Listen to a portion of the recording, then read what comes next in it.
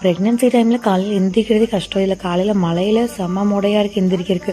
But அப்படி இப்படின்னு எந்திரிச்சாச்சு. ஏன்னா பாப்பாக்கு இனி ஸ்கூல் ஆரம்பிச்சிருவாங்க.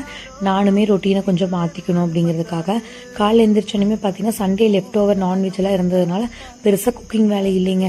காலையில் டீ எல்லாருக்கும் போட்டு கொடுத்துட்டு எனக்கு பார்த்தீங்க அப்படின்னா மிக்ஸ் தான் ரெடி பண்ணிட்டு இருந்தேன். பாலில் வந்து செவிங்கிற பிராண்ட் ஆல்ரெடி உங்களுக்கு வீடியோவில் போட்டிருப்பேன்.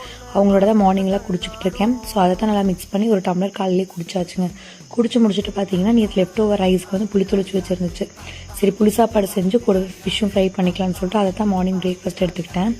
எடுத்து முடிச்சதுமே பார்த்தீங்கன்னா பாப்பாவுக்கு வந்து திங்ஸ் எல்லாம் வாங்கினதெல்லாம் கொஞ்சம் ஓர்சல் பண்ண வேண்டியது இருந்துச்சுங்க. அதெல்லாம் பண்ணலான்னு சொல்லி ஆரம்பிச்சாச்சு. மேடம் போகிறது என்னமோ எல்கேஜி தான். ஆனால் வாங்கியிருக்கிற திங்ஸ்லாம் பார்த்தா ஏதோ ஐஏஎஸ் கோச்சிங் படிக்கிற அளவுக்கு அவ்வளோ திங்ஸ் வாங்கி வச்சிருக்கு. சரி நான் ஆர்கனைஸ் பண்ண ஆரம்பித்தேன். மேடம் நான் தான் பண்ணுவேன்னு வந்து கொஞ்சம் நேரம் ஓடியாடிட்டு இருந்தாங்க. ஃபைனலாக அதெல்லாம் எடுத்து வச்சு போட்டு பார்த்தீங்கன்னா மத்தியானம் வேலையும் முடிச்சாச்சுங்க. மத்தியானம் இன்னும் ஒயிட் ரைஸ் மட்டும் சிம்பிளாக வச்சுட்டேன் ஃபிஷ் குழம்புக்கு.